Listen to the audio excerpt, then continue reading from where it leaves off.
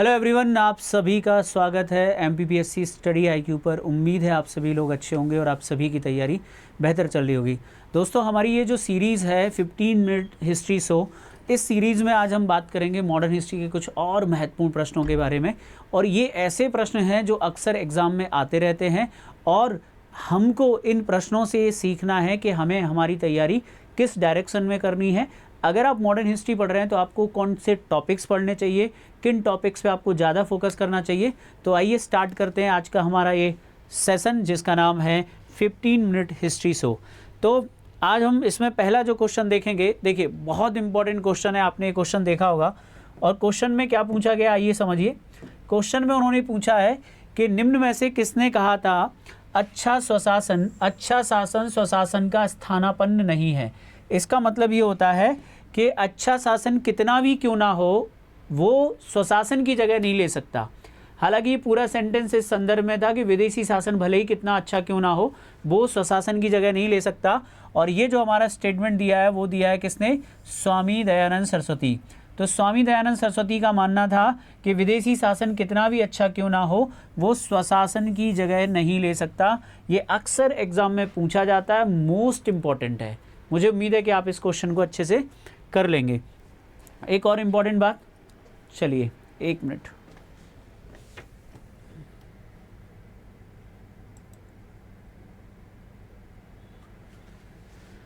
हाँ जी, second question देखिए आप। सेकंड क्वेश्चन में क्या पूछा गया है, सेकंड क्वेश्चन में पूछा गया है निम्न में से किस व्यक्ति ने सर्वप्रथम स्वराज शब्द का प्रयोग किया। तो सबसे पहले स्वराज शब्द का प्रयोग और हिंदी को राष्ट्रभाषा बनाने की बात, यानी हिंदी हमारी राष्ट्रभाषा होनी चाहिए। और सबसे पहले स्वराज्य शब्द का प्रयोग किस व्यक्ति ने किया था, who among the following was the first to use the word Swaraj and considered Hindi as the national language. तो उनका नाम भी है स्वामी दयानंद सरस्वती। स्वामी दयानंद सरस्वती बहुत फेमस पर्सनैलिटी हैं जिन्होंने भारतीयों को जगाया। उनके द्वारा स्वराज की बात की गई, स्वदेशी की बात की गई, हिंदी को राष्ट्रभाषा बनाने की बात की गई। तो ये सारी चीज़ें हमें स्वामी दयानंद सरस्वती के द्वारा सिखाई गई हैं। नेक्स्ट क्वेश्चन है, वर्ष 1905 में बम्बई में भारत सेवक समाज यानी the servants of India society की स्थापना किसने की थी। ये भी एक अच्छा क्वेश्चन है, आपको बताना है इसका आंसर क्या होगा। Who founded the servants of India society in Bombay in the year 1905। तो देखिए इसका सही आंसर होगा गोपाल कृष्ण गोखले जी। गोपाल कृष्ण गोखले जी के द्वारा 1905 में बम्बई में इस संस्था की स्थापना की गई। इस संस्था का उद्देश्य था मातृभूमि की सेवा करना, यानी मातृभूमि मतलब देश, मातृभूमि की सेवा करने के उद्देश्य से जो है मातृभूमि की सेवा करना। तो मातृभूमि की सेवा करने के उद्देश्य से गोपाल कृष्ण गोखले, जो कि महात्मा गांधी जी के राजनीतिक गुरु थे, उनके द्वारा जो है स्थापना की गई थी किसकी, भारत सेवक समाज की। ठीक है, नेक्स्ट क्वेश्चन है हमारा, हमारे धर्म रसोई घर में है और हमारे भगवान खाना बनाने के बर्तनों में है। आज हिंदू धर्म मत छुओ बात बन गया है, ये किसने कहा था। तो एक ऐसा स्टेटमेंट है जो अक्सर एग्जाम में पूछा जाता है कि ये स्टेटमेंट किसने है, जिसने कहा था कि हमारा धर्म रसोई घर में है। ठीक है, तो ये बेसिकली हिंदू धर्म से जुड़ा हुआ एक स्टेटमेंट है। रामकृष्ण परमहंस, स्वामी विवेकानंद, स्वामी दयानंद सरस्वती, स्वामी श्रद्धानंद। तो याद रखिएगा इसका जो सही आंसर है वो स्वामी विवेकानंद है। स्वामी विवेकानंद ने हिंदू धर्म में प्रचलित बुराइयों पर टिप्पणी करते हुए कहा था, उन्होंने कहा था कि हमारा धर्म आज तक रसोई घर तक सीमित हो गया है, हमारा धर्म जो है मत छुओ बात बन गया है। ठीक है, तो ये एक इम्पॉर्टेंट क्वेश्चन है जिसे आप याद रख सकते हैं कि हमारे धर्म रसोई घर में है, हमारे भगवान खाना बनाने के बर्तनों में है, आज हिंदू धर्म मत छुओ बात बन गया है। ये स्वामी विवेकानंद का स्टेटमेंट है। नेक्स्ट क्वेश्चन की तरफ बढ़ते हैं, तहजीब उल अखलाक सही क्वेश्चन है, इसमें तहजीब शब्द का प्रयोग किया गया है, इसमें हाथ चला गया है, तहजीब उल अखलाक, या इसको इंग्लिश में लिखते हैं द ऑथर ऑफ तहजीब उल अखलाक। तो तहजीब उल अखलाक एक पत्रिका है और इस पत्रिका, आप इसे बुक मान सकते हैं। इस पत्रिका के राइटर कौन है, तो याद रखिएगा सर सैयद अहमद खां हैं जिन्होंने अलीगढ़ आंदोलन चलाया था। तो सर सैयद अहमद खां के द्वारा एक पत्रिका निकाली गई थी जिसका शाब्दिक अर्थ होता है सभ्यता व नैतिकता। सभ्यता व नैतिकता, तो सभ्यता और नैतिकता याद रखिएगा जिसे हम तहजीब उल अखलाक कहते हैं, ये सर सैयद अहमद खां की एक पत्रिका है। सर सैयद अहमद खां, याद रखिएगा, ईस्ट इंडिया कंपनी में एक क्लर्क थे और इन्होंने क्रांति का क्या किया था, विरोध किया था, यानी अंग्रेज़ों का साथ दिया था। सर सैयद अहमद खां जिन्होंने कहा था कि हिंदू और मुसलमान हिंदुस्तान की दो आँखें हैं। सर सैयद अहमद खां पहले ऐसे व्यक्ति थे जिन्होंने जो है क्या किया था, 1857 की क्रांति पर एक बुक लिखी थी और इस बुक का नाम था, याद रखिएगा, असबाब ए बगावते हिंद। तो ये 1857 की क्रांति पर लिखी हुई बुक है, जो कि किसी भारतीय द्वारा भारतीय भाषा में लिखी गई पुस्तक थी। नेक्स्ट क्वेश्चन हमारा देखते हैं। अगला क्वेश्चन है, किसने जनता को 4 सूत्रीय संदेश, देखिए, किसने जनता को 4 सूत्रीय संदेश स्वधर्म, स्वराज, स्वदेशी और स्वभाषा, क्या क्या शब्द हैं, स्वधर्म, स्वराज, स्वदेशी, स्वभाषा का उपदेश दिया या समझाइश दी, तो वो कौन सी ऐसी पर्सनालिटी है या कौन सी ऐसी संस्था है? तो याद रखिएगा, उस संस्था का नाम आर्य समाज है और उन व्यक्ति का नाम है स्वामी दयानंद सरस्वती, जिन्होंने स्वधर्म यानी वैदिक धर्म की बात की, जिन्होंने स्वराज यानी स्वराज की बात की, जिन्होंने स्वदेशी की बात की, और इन्होंने स्वभाषा, हिंदी को राष्ट्रभाषा बनाने की वकालत करने वाले पहले भारतीय हैं, जिनका नाम था स्वामी दयानंद सरस्वती। हमारा नेक्स्ट क्वेश्चन है, शारदा अधिनियम 1929 के अंतर्गत लड़कियों एवं लड़कों के विवाह की न्यूनतम आयु क्रमशः कितनी निर्धारित की गई थी? तो देखिए, शारदा एक्ट काफ़ी इंपॉर्टेंट है, बहुत पूछते हैं।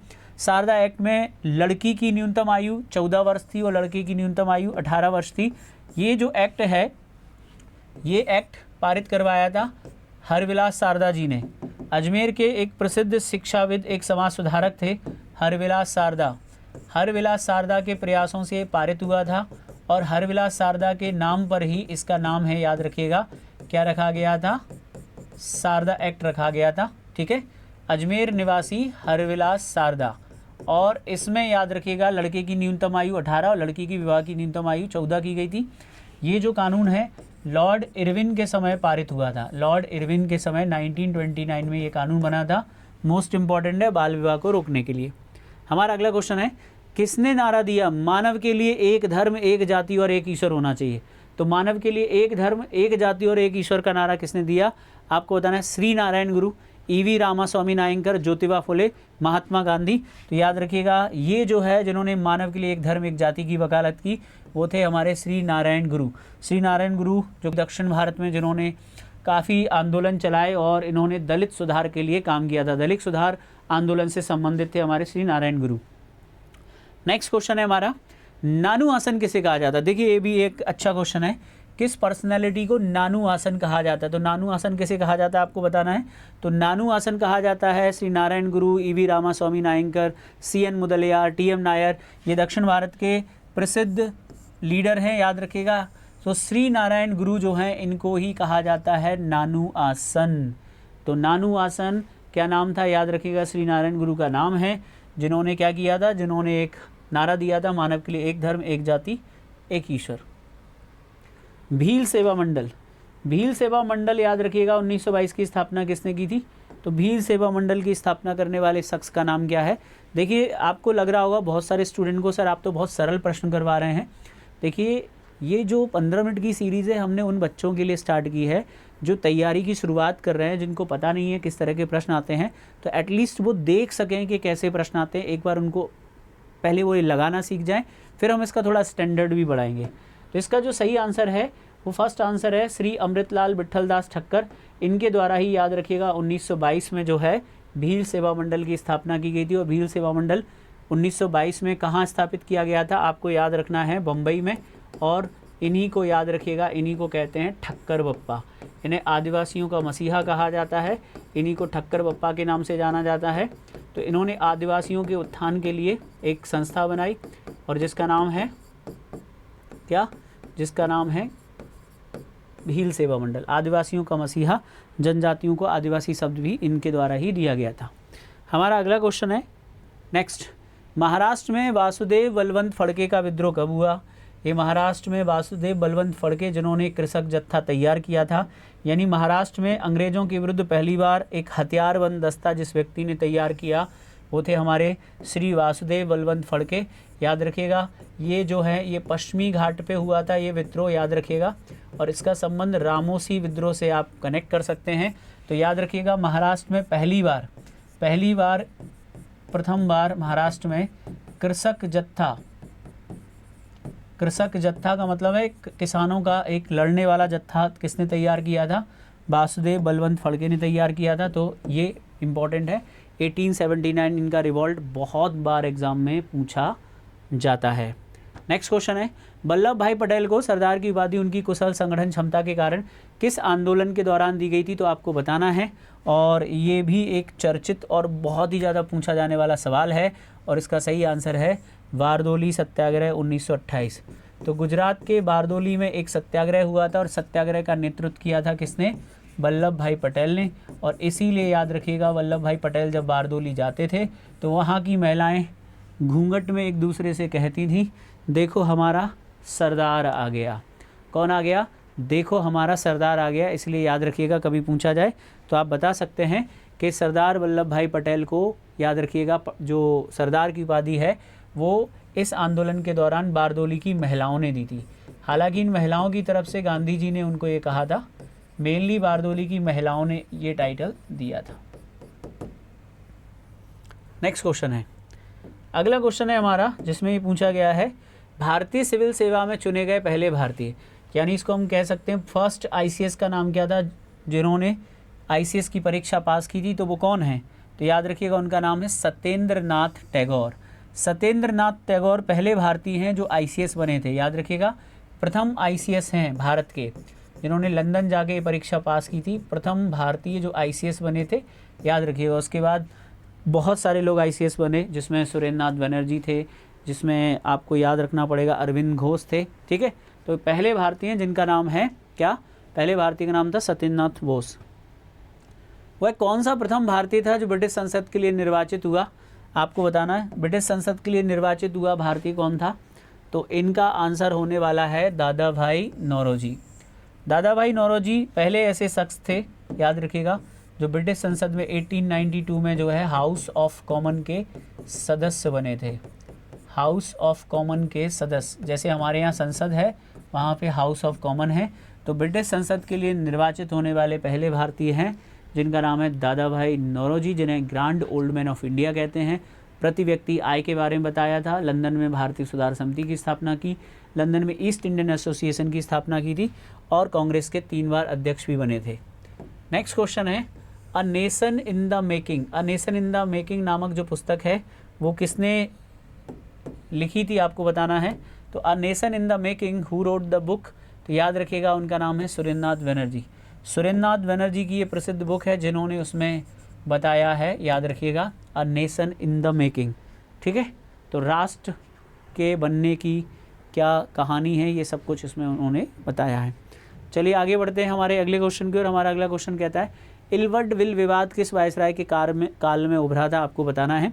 तो देखिए इल्वर्ट विल जो विवाद है, रिपन, लिटन, डफरिन, नॉर्थबुक, तो इसका संबंध रिपन से है। और ये जो इल्वर्ट विल विवाद है काफ़ी चर्चित है। ये यूरोपीय जो व्यक्ति होते थे, यूरोपीय व्यक्ति, उन यूरोपीय व्यक्तियों पर मुकदमा से संबंधित था। यानी याद रखिएगा जो भारतीय जज हैं वो इनके मुकदमे को सुन सकते हैं या नहीं सुन सकते, उससे रिलेटेड था, आपको याद रखना। तो भारतीय जज जो हैं यूरोपीय व्यक्तियों के मुकदमे सुन सकते हैं, इसको बोला गया इल्वर्ट विल। लेकिन जैसे ही ये विल आया तो अंग्रेज़ नाराज़ हो गए, यूरोपीय लोग नाराज़ हो गए, और उन्होंने इसके विरोध में, यानी इल्वर्ट विल के विरोध में एक विद्रोह हुआ था जिसे बोलते हैं श्वेत विद्रोह। अंग्रेज़ों ने विद्रोह कर दिया और ये कहते हुए विद्रोह कर दिया कि भारतीयों को यह अधिकार नहीं कि वो गोरे लोगों के केस चुने। तो लॉर्ड रिपन के द्वारा इस इल्वर्ट विल में संशोधन किया गया और ये व्यवस्था की गई कि एक भारतीय जज प्लस एक यूरोपीय जज, समझ में आया, 2 जज रहेंगे, एक भारतीय जज और एक यूरोपीय जज, दोनों मिलकर इस मुकदमे को सुनेंगे। किसने कहा था कि कांग्रेस पतन के लिए लड़खड़ा रही है और मेरी सबसे बड़ी अभिलाषा जब तक मैं भारत में हूँ कांग्रेस की शांतिपूर्ण समाप्ति में सहयोग करना? तो ये स्टेटमेंट किसका है आपको बताना। ये भी एक बहुत पॉपुलर स्टेटमेंट है और ये स्टेटमेंट था, याद रखिएगा, लॉर्ड कर्जन का। लॉर्ड कर्जन का कहना था कि कांग्रेस अपनी मृत्यु की घड़ियां गिन रही है और भारत में रहते हुए मेरी प्रबल इच्छा है कि मैं कांग्रेस को शांतिपूर्ण मरने में सहायता दे सकूं। तो देखिए, ये हमारे कुछ क्वेश्चन थे और अभी हम एक छोटी सी सीरीज ही चला रहे हैं। और आप क्या चाहते हैं, मतलब क्या पढ़ना चाहते हैं मुझसे, आप कमेंट करके बताइएगा। जो भी आप पढ़ना चाहते हैं उससे रिलेटेड मैं क्लास लेकर आपके लिए ज़रूर आऊँगा जल्दी से जल्दी। और ये सीरीज़ आपको कैसी लग रही है आप कमेंट सेक्शन में बताइएगा। मिलते हैं कल के सेशन में, तब तक के लिए जय हिंद, थैंक यू, नमस्ते।